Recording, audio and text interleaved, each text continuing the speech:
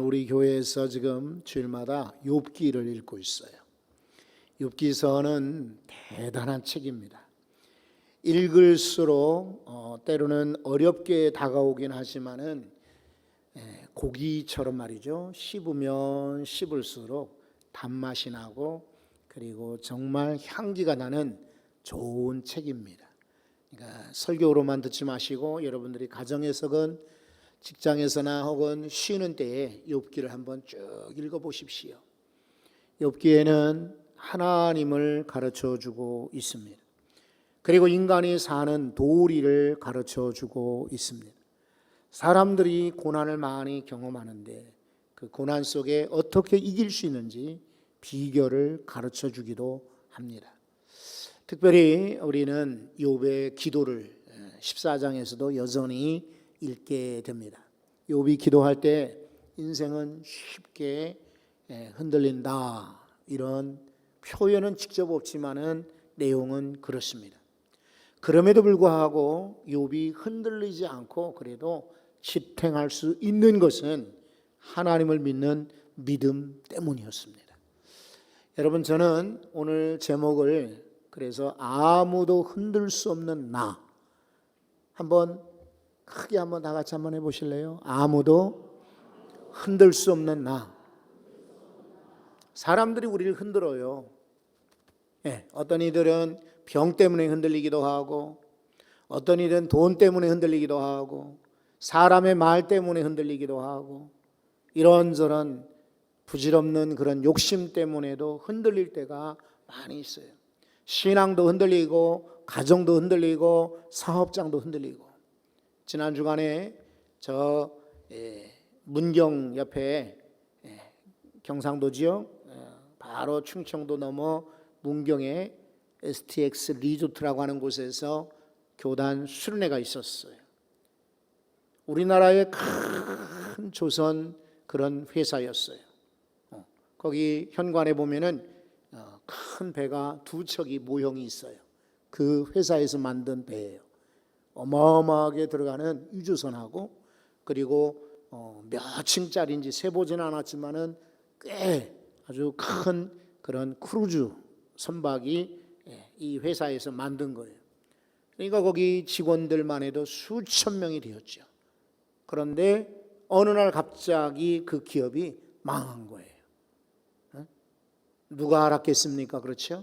그 조선소에 들어가기 위해서 그 회사에 들어가기 위해서 얼마나 많은 젊은이들이 시험 준비하고 또 조마조마하고 합격했을 때 얼마나 기쁨이 컸겠습니까?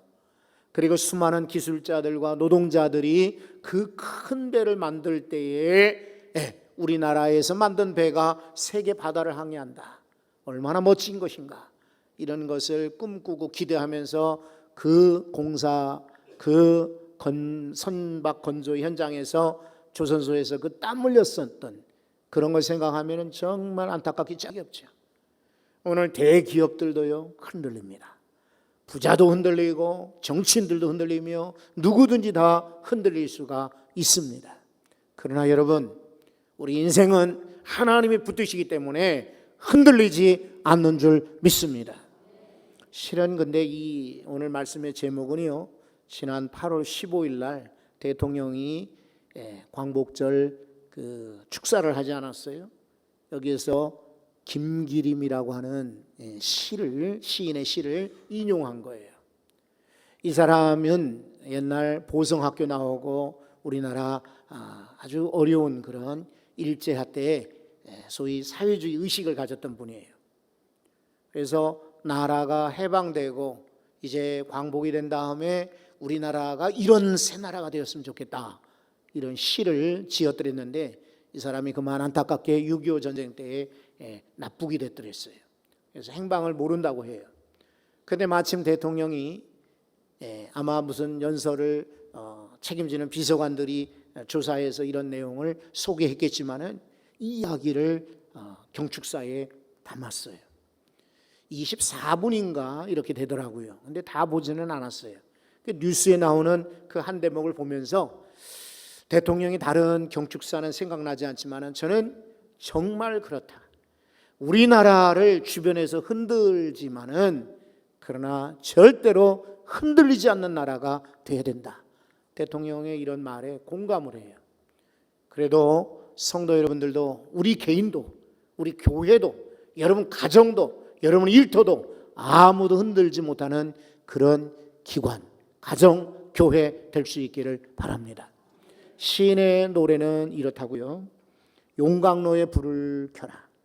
새나라의 심장에. 그리고 철근과 철선을 뽑고, 그리고 철판을 늘려라. 세면과, 옛날에는 시멘트를 세면이라고 그랬죠. 철과 그리고 희망 위에 아무도 흔들 수 없는 새 나라를 세워 나가자. 새나라 송이라는 그런 시에서 아마 대통령이 인용한 것 같아요.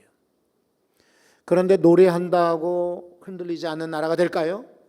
구호로 외친다고 혹은 연설한다고 설교한다고 흔들리지 않는 나라가 될지는 아마 아닐 거예요. 그러기 위해서는 우리 모두가 다 노력을 해야겠죠. 그런데 오늘 성경에 보면은 욥이 기도하면서 자기 인생이 흔들리고 있다라고 고백을 하는 거예요. 1절을 한번 보십시오. 자, 욥기 14장 1절입니다. 여인에게서 태어난 사람은 생애가 짧고 걱정이 가득하다. 생애가 뭐라고 말합니까? 짧다는 거예요. 결코 길지 않습니다. 뭐 100세 시대를 산다, 뭐 노인이 인구가 많다 그러지만은 그래도 저 영원한 하늘나라에 비교해서는 아주 인생이 짧은 겁니다. 근데 그 짧은 인생 속에 즐거워하고 행복하고 정말 만족해야 될 터인데 욥은 말하기를 걱정이 가득하다 이렇게 표현합니다. 맞아요. 그래서 우리 인생은 걱정 때문에 흔들리는 것입니다. 2절도 한번 보세요. 그는 꽃과 같이 자라나서 시들며 그림자같이 지나가며 머물지 아니하거늘. 꽃과 그림자로 인생을 비교하고 있습니다. 꽃은요, 이렇게 집 안에 있는 정원에 피워놓은 그런 꽃 말고요, 길거리 들판에 꽃을 한번 생각해 보십시오. 바람만 불면은 꽃이 꺾이고 맙니다. 짐승들이 마구 뛰어다니면 꽃밭은 엉망이 되고 말아요. 둘레길에다가 꽃이 이쁘게 피었어도 사람들이 사정없이 뜯어갑니다. 인생은 그와 같이 꽃처럼 피었다가도 시들어 버린다라고 표현하는 거예요. 그림자같이 머무르지 않는다. 그림자들 보세요. 어디 뭐 나무든 전신주든 또 혹은 여러분 우리 사람들이건 햇살 아래에 그림자가 이렇게 있지만은 그림자가 그대로 고정되어 있던가요? 천만에요. 사람이 움직이는 데에 따라, 해가 움직이는 데에 따라 그림자는 길어졌다가 줄어들다가 일정하지 않죠. 인생은 바로 그와 같습니다. 우리는 단단한 바위 같은 인생이 아무도 아닌 거예요. 하나님만이 나의 산성, 바위, 방패 그리고 요새가 되시지 인생은 보잘것없는 거예요. 그래서 그림자처럼 지나가 버리고 만다. 3절의 말씀 보시면은 이와 같은 자를 주께서 눈여겨 보시나이까 나를 주 앞으로 이끌어서 재판하시나이까. 여러분 혹시 재판장에 가보신 적 있나요? 그냥 참관하러 가는 게 아니라 내가 재판 받으러 갔다라고 가정을 해보십시오. 대통령이랄지라도 혹은 그 사람이 뭐 장군을 지냈거나 유리한 그런 큰 회사를 일구었던 대기업의 총수를 할지라도 조마조마한 거예요. 그래서 처음에 이렇게 들어갈 때는 소위 포토라인 같은 게 있잖아요. 법원 앞에 여기 있으면은 기자들이 잔뜩 모여 있다가 다들 달려들어 묻지 않습니까? 재판이 어떻게 될 걸로 전망하십니까? 죄를 인정하십니까? 막 이러면은 사람들이 처음에 들어갈 때는요 다들 태어나죠. 머리 숙이고 그냥 조용히 들어가는 사람도 있지만은 정의는 드러날 것입니다. 그리고 재판에서 아마 저의 무죄를 결백을 아마 증명해 보일 것입니다. 아주 장담하고 인터뷰하고 들어가지만은 결정적인 순간에 재판장이 이제 판결을 내릴 때쯤 되면은 흔들리지 않는 사람이 아무도 없습니다. 물론 미세한 그런 차이를 보이는 사람도 있지만 어떤 사람은요 그냥 격정에 억울함에 속상함에 눈물을 쏟기도 하고, 때로는 재판장 엉터리 아니야, 정의를 무시하는구만 이러면서 막 소리 지르고 끌려가는 사람들도 있잖아요. 다들 그래요. 그런데 하나님 앞에서 하나님이 나를 끌어내어 재판하실 때 누가 감히 설 사람이 있겠느냐 이 말이에요. 욥은 지금 자기의 심정이 그와 같이 두렵다 이렇게 표현하고 있어요. 여러분 4절도 보시면 누가 깨끗한 것을 더러운 가운데서 낼 수 있으리까? 하나도 없나이다. 인생 누구와 깨끗하다 하고 뽑아낼 수가 있겠습니까? 여러분 여기 이 자리에 앉아 계신 분들 가운데 정말 하나님께서 저 사람은 의롭다, 저 사람은 깨끗하다라고 뽑아낼 자가 누구겠습니까? 혹시 하나님이 선택하신다고 할 때에 저는 아마 뽑을 것 같아요 라고 혹시 생각되는 분 있으면 한번 손 들어 보실래요? 나는 깨끗하니까 하나님 나를 뽑으실 것 같아. 그런 사람은 아마 없을 거예요. 역시 정도의 차이는 다르죠. 1에서 만약에 10까지 해서 어떤 사람은 10에 가까운 죄를 진 사람, 어떤 사람은 1이나 2 정도 작은 죄를, 혹시 서로 다른 양은 있을지 몰라도 일정한, 우리는 누구나 똑같이 죄인인 것입니다. 그런 거로 우리 인생들은 흔들릴 수밖에 없지요. 5절도 그렇습니다. 그의 날을 정하셨고 그의 달수도 주께 있으므로. 그건 무슨 말입니까? 자기가 아무리 오래 살고 싶어도 날수가 정해진 거예요. 기한이 정해진 거예요. 그래서 길을 쓰고 살고 싶고 성공하고 싶고 소문내고 싶고 그 주위에 오르고 싶어도 딱 어느 자리에 차면은 내려와라. 하나님이 내려오라고 부르시면은 우리는 그 자리에서 내려올 수밖에 없어요. 여러분 그래서 한번 성경을 한번 찾아보려고 합니다. 에레미야서 9장입니다. 9장 23절. 여기 세 종류 사람들에게 경고하고 있습니다. 9장 23절 앞에 나와 있으니까 한번 다 같이 읽어볼까요? 여호와께서 이와 같이 말씀하시되 지혜로운 자는 그의 지혜를 자랑하지 말라. 용사는 그의 용맹을 자랑하지 말라. 부자는 그의 부함을 자랑하지 말라. 하나님 앞에서 여러분 자랑하지 말라는 거예요. 아무리 지혜 있다 할지라도 지혜 자랑하지 마라. 아무리 용감해도 용사라 할지라도 용맹 자랑하지 마라. 내가 아무리 부자라 할지라도 그 부함을 자랑하지 마라. 24절 곧 이어서는 뭐라고 하냐면 오직 자랑할 것은 이걸 자랑하라. 하나님을 아는 것을 자랑하라. 인생은 다들 한계가 있어요. 그래서 자랑할 것이 없지만은 여러분 우리 하나님을 자랑할 수 있기를 바랍니다. 그렇다면 오늘 주제와 같이 아무도 흔들지 못하는 나를 만들려면 어떡할까요? 여러분 다시 한 번 말씀드리지만은 누구든지 여러분은 흔들기를 그냥 놔두실렵니까? 사람들이 말 한마디에 그냥 벌벌 떨고 그냥 손가락 하나 밀쳐도 그냥 유뚱 그냥 인생 전체가 무너지는 것처럼 그냥 절망하고 그냥 말 한마디만 하면은 쩔쩔매는 그런 인생이 되시렵니까? 천만에요. 저와 여러분은 오늘 예배를 통해서 말씀을 들을 때에 흔들리지 않는 든든한 인생들 되시기 바랍니다. 그러면 어떤 사람이 흔들리지 않느냐? 여기 성경 보시면 13절 한번 보세요. 다 같이 한번 읽어보겠습니다. 13절.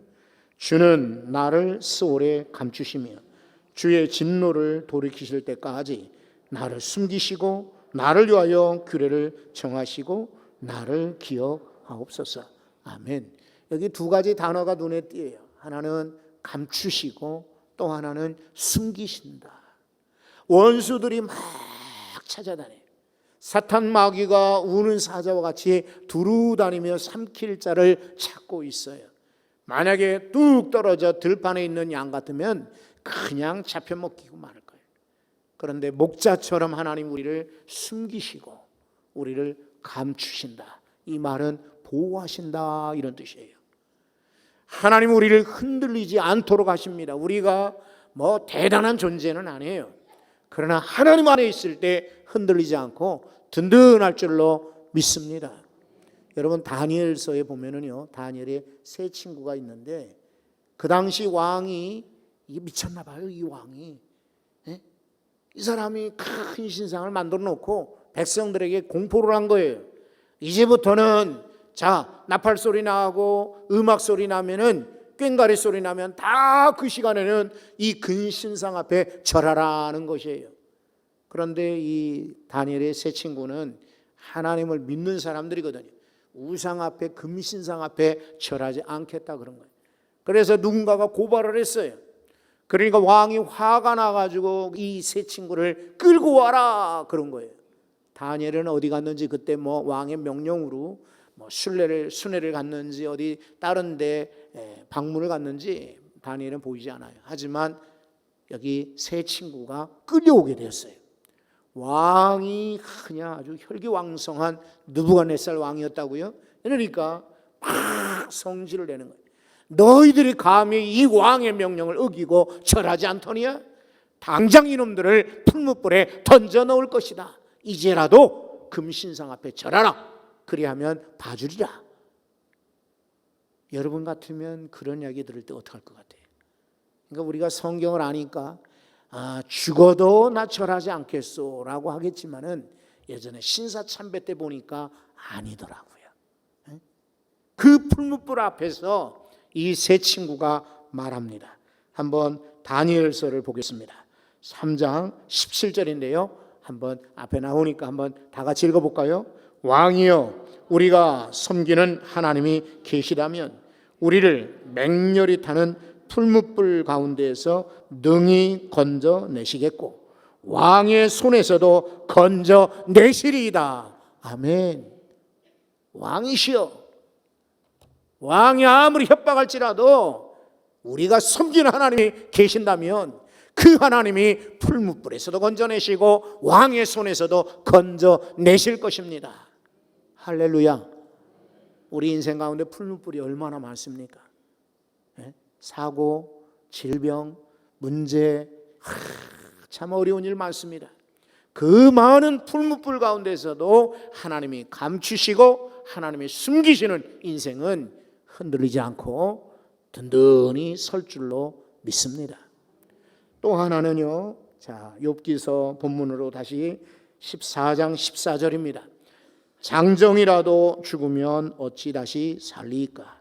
나는 나의 모든 고난의 날 동안을 참으면서 뭐라고 그랬어요? 풀려나기를 기다리겠나이다. 여러분, 풀려나는 거 기다리는 사람이 누굴까요? 바로 저 천왕동의 큰 집. 어떤 집이요? 다들 아시잖아요. 남부교도소에 여러분, 이 죄 지었던 사람들이 억울하게 들어갔던 그 사람들은 다 억울하다고 말하지만 어쨌든 이제 수용 생활을 마치고 풀려나는 날 될 때에 얼마나 기쁘겠습니까? 아마 우리는 그런 경험이 없는 분들은 상상을 못 하실 거예요. 그냥 있다가 이제 큰 철문이 열리면서 나가라. 이제는 석방. 풀려날 때 얼마나 이 사람들이 날아갈 때 기쁘겠습니까? 하늘이 새로운, 어제도 보았고 오늘 아침에도 봤지만은 그래도 새 하늘처럼 보일 겁니다. 사람들이 달라 보일 거예요. 여러분, 또 군인들이 전쟁이 한참 진행될 때에 전쟁 끝났다. 정말 저 미국의 우리 후배 목사님이 미군 군목으로 있는데요. 이 김효성 목사라고 하는 분이 얼마 전에 소령으로 진급을 하셨다고 이렇게 문자가 왔더라고요. 그래서 참 축하한다. 정말 성격도 활발하고 아주 목사님으로 참 괜찮은 그런 사람 같아요. 그 목사님이 2번이나 이라크 전쟁에 참전을 했답니다. 한 번만 가도요, 다녀오면은 미국에서는 다 이 사람들 앞으로 생활 보장해주고 연금 주고 공부도 시켜주고 아주 직업도 알선해주는 이런 어려운 전쟁이에요. 그리고 많은 사람들이 그 전쟁을 겪고 나서 아주 심각한 트라우마를 많이 갖고 있어요. 그런데 이분은 2번이나 참전을 했대요. 물론 군목이니까 위험한 일은 없었다 할지라도요. 왜 그렇겠습니까? 그래도 전쟁터에 나가고 같이 그렇게 사막에 나갈 때에 위험하지 않을 일이 어디 있겠어요. 그런데 어느 날 대통령이 이라크 전쟁 종결 끝났다라고 말할 때에 군인들이 말이죠, 다들 총을 던지고 모자를 던지고 그리고 손에 있는 걸 전부 던지면서 환호하고 기뻐하고 그렇게들 좋아했다고 그래요. 여러분, 노예들이요, 그 날마다 아침에 일어나서 밤늦게까지 일하는 노예들이 당신들 이제 자유요 이렇게 석방되고 풀려날 때 얼마나 그 노예들의 마음이 기쁘겠습니까? 여러분, 이 날을 기다리는 사람들, 이런 사람들에게는 아무도 흔들 수가 없는 것입니다. 텔레비전에서요, 어떤 영화 배우인지 연극 배우인지 탤런트인지 어떤 아주머니가 할머니 역할을 주로 많이 하시는 이런 분이 인간극장 같은 텔레비전 프로에 나왔다고요. 근데 이분이 제 설교를 들었는지 모르겠습니다만 제가 설교한 거와 비슷한 이야기를 해요. 자기가 너무 어려웠대요. 그래서 참 힘들 때는 집도 다 팔리고 살 집이 없어가지고 흔 자동차에서요, 밤늦게 촬영 끝나고 들어오면은 집이 없으니까 차에서 웅크리고 옷 덮고 그러고 잠잔 적도 있었다고 그래요. 그 당시만 해도 자기가 이렇게 터널을 지날 때에 이것이 동굴처럼 느껴지더라는 거예요. 터널하고 동굴하고 차이를 아시지 않습니까? 설교 드린 적 있죠? 네. 이 동굴은요, 꽉 막힌 거예요. 깜깜한 거예요. 불도 없어요. 탈출구가 없는 게 동굴이에요. 그러나 터널은 어떻습니까? 역시 깜깜하지만 그래도 불이 있고, 깜깜하지만 결국은 나중에 나가는 길이 있지 않습니까? 들어가면 나가는 곳이 있는 것이 터널이에요. 그런데 이분이 말하기를 자기 인생이 얼마나 깜깜한지 동굴 속에 들어가는 것 같았다라고 텔레비전에서 이렇게 표현하는 것을 보았어요. 아마 우리 오늘 예배드리는 성도들 가운데 그런 인생을 사는 분들이 계실지 몰라요. 내게는 소망이 없어. 내게는 이제 탈출구가 없어. 내게는 도저히 헤어나올 길이 없어. 이런 분들은요, 흔들립니다. 그러나 우리 인생은 동굴 속으로 들어가는 것이 아니라 터널이다 라고 믿고 소망의 끝이 있다. 기다리는 자에게는 열리는 문이 있다. 하나님이 저 끝에서 우리를 맞이하러 기다리신다. 이렇게 믿는다면 우리는 흔들리지 않는 인생이 될 수가 있습니다. 또 하나는요, 17절 말씀도 보십시오. 17절을 다 같이 한번 읽어보실래요? 주는 내 허물을 주머니에 봉하시고 내 죄악을 싸매시나이다. 아멘. 여러분, 하나 여쭤볼게요. 사람들이요, 착해요, 악해요? 예? 뭐 착한 사람도 있고 악한 사람도 있지. 그런데요, 착한 사람 별로 없는 것 같아. 미안하지만. 나는 조국 씨 보면은요, 정말 마음이 아파요. 내일처럼. 그 장관 되는 게 뭐가 그 대단한 일이라고 저 같으면 그냥 아야 나 안 할래 이러고 그랬을지도 몰라요.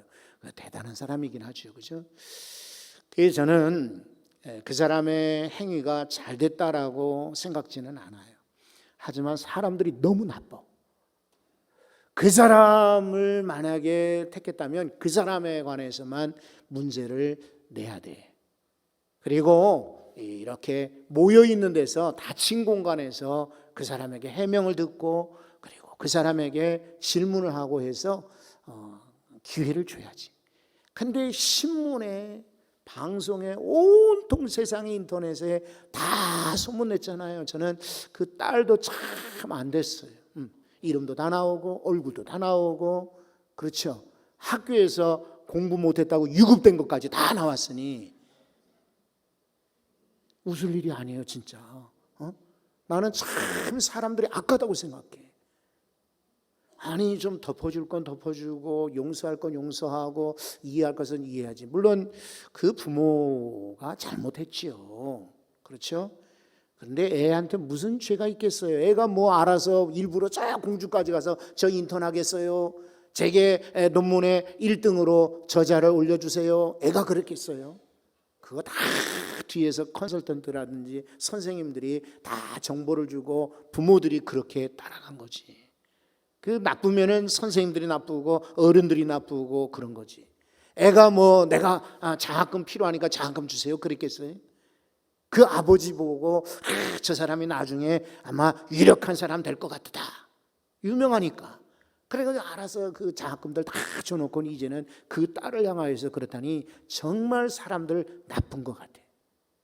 우리 성도들은요 그런 일에 좀 앞장서지 않았으면 좋겠어요. 네? 내가 말씀을 드렸잖아요. 사람을 세우고 격려하고 일으키고 막 칭찬하고 이런 데는 앞장서는 게 좋아요. 누가 좋더라, 누가 가능성이 있더라, 누구는 정말 좋은 사람이다 이런 데는 막 소문을 내셔야 돼. 그런데 밀치고 넘어뜨리고 그냥 짓밟고 하는데 앞장서면 안 돼. 그런데 우리 하나님께서는 뭐라고 하시던가요? 우리의 허물을 주머니에 감추신다고요. 우리 죄를 싸매어 주신다. 할렐루야. 사람들은 노출하지요. 꺼집어내 놓죠. 속에 있는 것도 다 까발리지요. 그런데 하나님은 슬그머니 주머니에 우리를 허물이 있어도 감춰주신대. 그래서 그 하나님 때문에 우리는 그나마 견딜 수가 있는 것입니다. 여러분, 우리 쉽게 말 한마디에 말씀드린 것처럼 흔들릴 수 있어요. 누가 밀치면은 잠깐 갸우뚱할 수는 있어요. 기우뚱할 수는 있어요. 그래도 하나님이 우리를 붙잡아 주시는 것입니다. 바울 사도가 로마서에 보면은요 7장에서 그랬거든요. 오라, 나는 곤고한 사람이로다. 누가 이 사망의 몸에서 나를 건져내랴 이러면서 하소연을 했어요. 그런데 곧이어서 로마서 8장 1절 2절에 보면은 그가 힘을 냅니다. 여기 앞에 나와 있으니까 한번 로마서 8장 1절 2절을 다 같이 읽어봅니다. 그러므로 이제 그리스도 예수 안에 있는 자에게는 결코 정죄함이 없나니 이는 그리스도 예수 안에 있는 생명의 성령의 법이 죄와 사망의 법에서 너를 해방하였음이니라. 아멘. 그리스도 예수 안에 있는 자에게는 결코 정죄함이 없다. 사람들은 예전의 죄며 큰 죄건 작은 죄 끄집어내서 고발하고 지적하지만 우리 하나님께서는 그리스도 예수 안에 있는 우리는 죄와 사망의 법에서 도리어 해방. 할렐루야. 우리 흔들리지 않고 든든히 서 있읍시다. 왜냐하면 하나님이 우리를 지켜주시기 때문이에요. 하나님이 우리를 감추어 이렇게 보호하시기 때문입니다. 그 하나님의 능력으로 어디 가든지 든든한 인생 되시기를 소원합니다. 하나님 아버지, 너무나